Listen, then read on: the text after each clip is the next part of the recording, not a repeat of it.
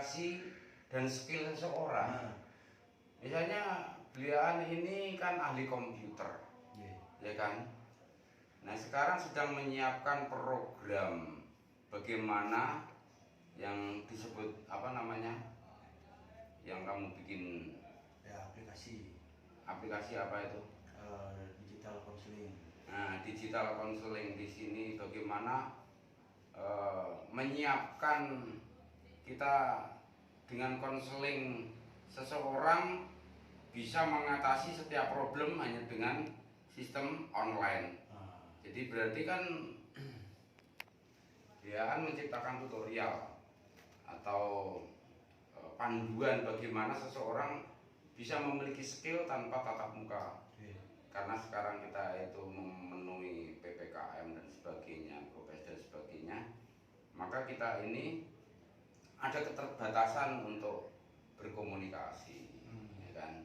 Nah kalau seseorang ini punya skill komputer, gak mungkin dong taruh di bengkel mobil. Seandainya harus bekerja di bengkel mobil, kalau bisa ya di IT komputernya kan. Di komputer sendiri kan ada, apakah dia IT programmer, apakah dia IT atau betul-betulin yang rusak, atau dia ini pencipta gimmick-gimmick, ya kan, dan sebagainya. Ini kan ada bidang-bidangnya, tidak semua bidang itu dikuasai. Karena misalnya waktu di disiplin animasi film misalnya ada in between, ada coloring, ada bagian grafik komputer, ada bagian voice over, ada bagian directing, ada bagian producingnya, ada bagian promosi dan marketingnya, ada bagian finance, ya gitu. Jadi ini beda-beda sekali. Misalnya dari in between ke coloring aja ini panjang, tidak bisa satu orang. Kalau sekarang mungkin bisa dengan adanya animasi grafik dan sebagainya, dengan teknik computerizing canggih, satu orang bisa membuat sesuatu. Karena semua sudah ada aplikasi programnya. Nah, sekarang kalau secara psikologis seseorang ini terampil di dunia komputer terus bekerja di perbengkelan, itu bagaimana? Bekerjanya di lapangan jatuhnya kan. Jadi kayak Mbak Kong ini bisa bengkel nggak? Katanya. Kalau skillnya dilatih harusnya bisa, Mas. Bukan. Saya tanya, Mbak Kong ini bisa bengkel nggak? Bisa, tapi bukan ahli. Jadi Mbak Kong itu kalau bengkel paling nambal ban, bisa mompa, terus mungkin bongkar ban aja kalau banter nggak mampu, karena fisiknya tidak sesuai gitu kan. Seandainya bisa terpaksa, nggak mungkin Mbak Kong betulin mesin yang rusak. Mungkin tahu hanya bersin-bersin yang sifatnya saluran bensin, regulator, karburator dan sebagainya. Mbak Kong mungkin hanya bisa nyambung-nyambung sistem lampu, dan itu pun harus dengan panduan. Ya. Tapi kan tidak secanggih orang-orang yang sudah belajar di sekolah teknik mesin, ya kan, sekolah tinggi mesin dan sebagainya, ya kan. Jadi keterampilan seseorang, skill seseorang, spesifikasi seseorang itu mempengaruhi psikologis dalam menangani suatu kasus pekerjaan. Jangan mau nggak ngajar PMP? Bukan ahli saya. Gini, bukannya ahli kan? Urusannya sekarang kan bidang. Bidang di komputer suruh ngajar pendidikan moral Pancasila. Tapi masih bisa. Kenapa? Karena beliau pernah ikut 100 jam. Ya, pelajar. Iya kan? Enggak, 100 jam untuk pembelajaran pedoman pemahaman dasar negara kan, Pancasila itu kan. Ya. P4 itu tadi. Wajib itu. P4 itu kan wajib. Dulu itu kan setiap kali yang masuk ke universitas, masuk ke SMA, masuk ke SMP kan ada pembelajaran dasar negara atau pendidikan moral Pancasila yang dikenal dengan P4 saat itu.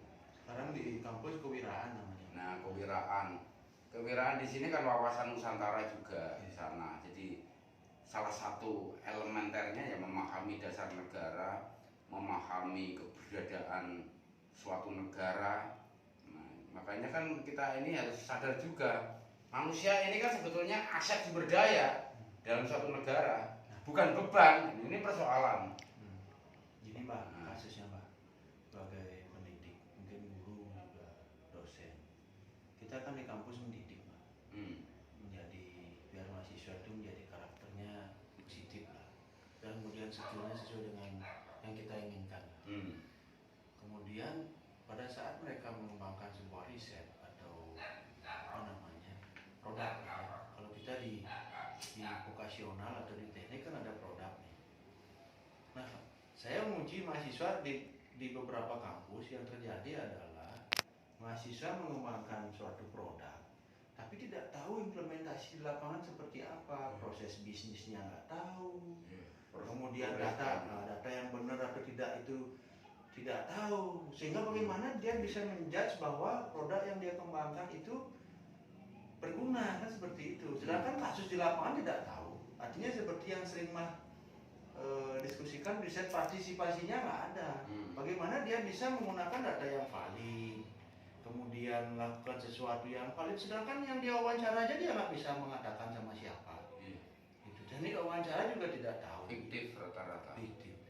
Inilah kemudian generasi-generasi kita itu begitu dihadapkan dengan dunia kerja, panik mereka. Gitu. Karena yang mereka lakukan untuk praktis itu nggak ada di lapangan gitu, semuanya fiktif.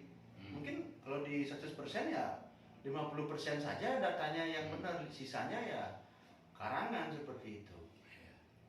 Kalau seperti itu kan proses pembelajaran udah nggak sesuai dengan yang kita harapkan. Sedangkan target Indonesia sekarang kan membentuk SDM unggul karena kita bonus demografi nomor 3 di dunia itu, penduduknya besar, sedangkan skill kita kan dipertanyakan sama orang. Itu piye Pak? Ya mudah sekali sekarang ini, mulai dari kecil itu sebetulnya dikenalkan pada spesifikasi apa yang disukai itu menggiring seseorang ahli di bidangnya. Misalnya dari kecil suka gambar, ya ditingkatkan proses menggambarnya ini. Apakah gambarkan ini berdasarkan lighting atau pigment, unsur-unsur warnanya. Harus mulai mengenal unsur titik, unsur garis, ya kan, unsur gradasi, ya kan. Banyak sekali elemen-elemen yang harus dikuasai oleh seorang penggambar atau pelukis. Nanti pun ini akan memiliki warna yang berbeda-beda. Kiara misalnya sukanya yang abstrak, ya kan. Uming sukanya yang natural, ya kan. Dia kalau bikin binatang itu detail sekali, ya kan.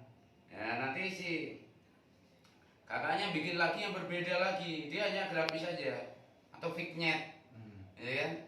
Bikin orang hanya kepalanya yang gede, tangan sama kakinya garis, ya kan. Mulutnya hanya coret. Ini sebetulnya masing-masing punya kelebihan, punya kekuatan.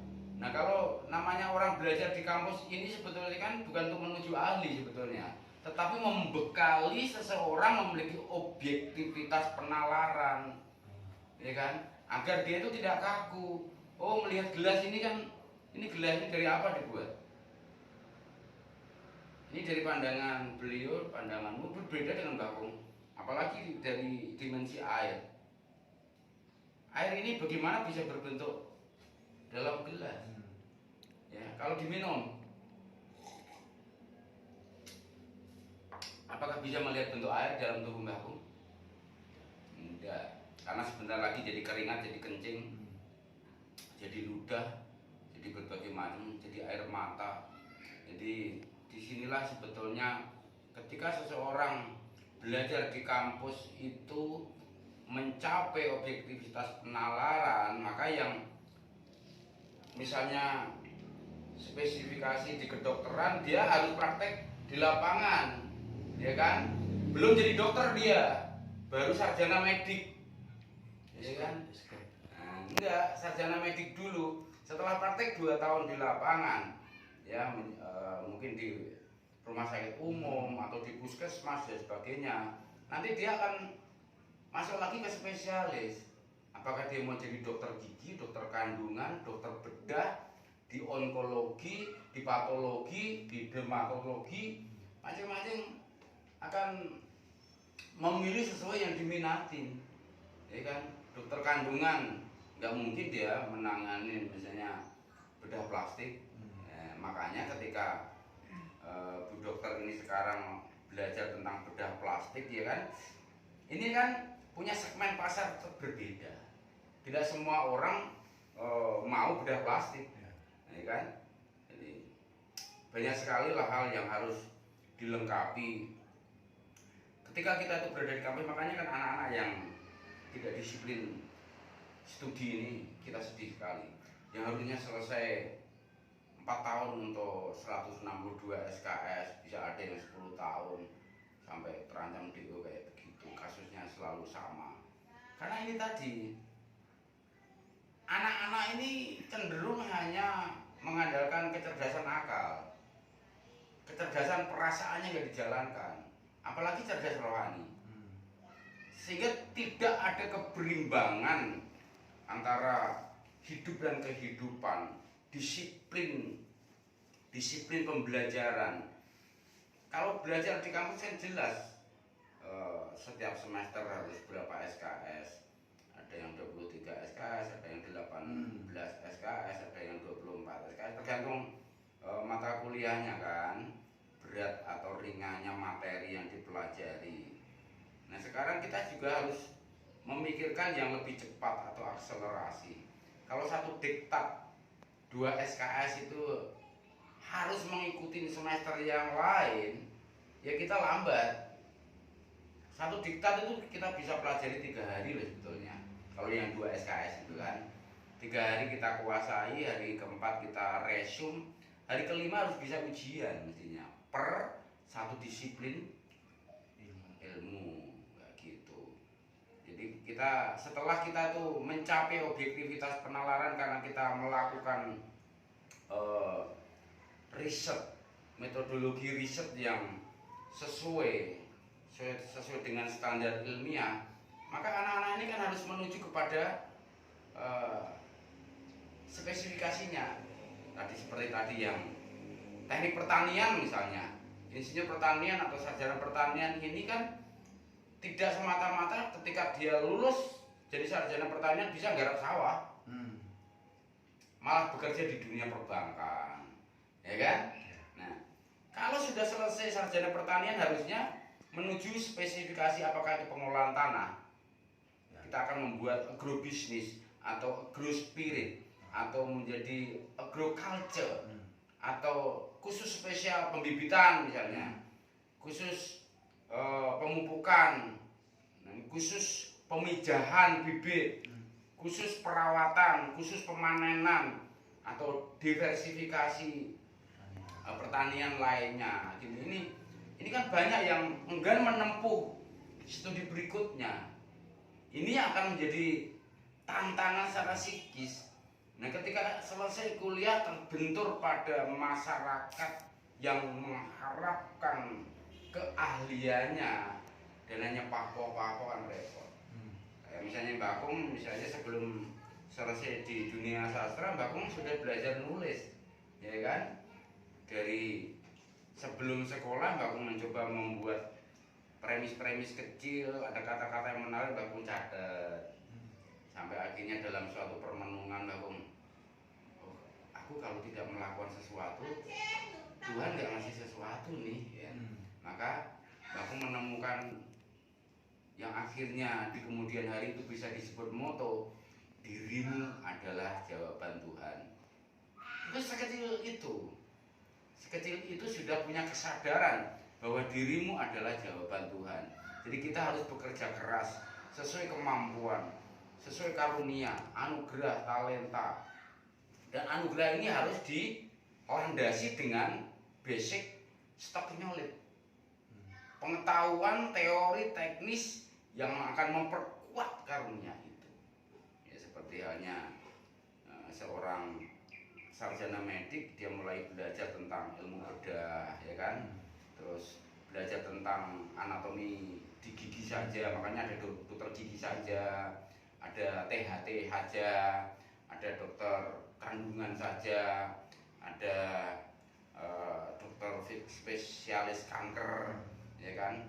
Jadi kalau kita nanti bertugas di onkologi pasti harus paham dunia kanker itu, bagaimana kanker itu bisa tumbuh di dalam sel-sel tubuh manusia, karena kanker ini adalah pertumbuhan sel yang liar di dalam fisik manusia ini. Maka kita harus paham anatomi itu, paham bagaimana kanker itu tumbuh dalam fisik manusia, apa yang menyebabkan, ya kan, kenapa bisa tumbuh, bagaimana penanggulangannya, bagaimana mengatasinya, kenapa tidak bisa diobatin, kenapa dipotong malah merangsang pertumbuhan yang lain. Nah, ini banyak sekali yang harus dianalisa dan harus praktek dan harus riset. Nah, makanya di dalam dunia medik ini penuh dengan penelitian, percobaan. Oh, sakitnya ini obatnya ini. Oh, gejalanya seperti ini, penanggulannya seperti ini. Jadi jangan berhenti pada satu titik. Di sinilah. Kalau secara psikologis orang di masyarakat tidak bisa menjalankan pekerjaannya walaupun itu seorang sarjana kasarannya, ya harus dibekali dengan wawasan, pengetahuan, teknik, teori, praktis. Gitu. Makanya ketika kita skripsi, tesis, disertasi, dan presentasi, kita kan menganalisa itu sedetail mungkin. Nggak boleh kita ngarang-ngarang data, ya kan? Data itu harus valid. Bahkan dalam penulisan fiktif pun data imajinatif itu harus logis. Tidak boleh tidak logis sehingga kita tuh ini gak masuk akal banget. Kemudian wah itu abstrak, nggak bisa begitu, tapi gitu. Tapi semuanya ini harus bisa dianalisa dengan jernih karena kita ini punya akal, punya pikiran, punya perasaan dan punya rohani ini tadi. Makanya pentingnya kecerdasan akal pikiran, pentingnya kecerdasan hati dan perasaan, pentingnya kecerdasan rohani ini agar utuh, sehingga kita ini tidak gagap.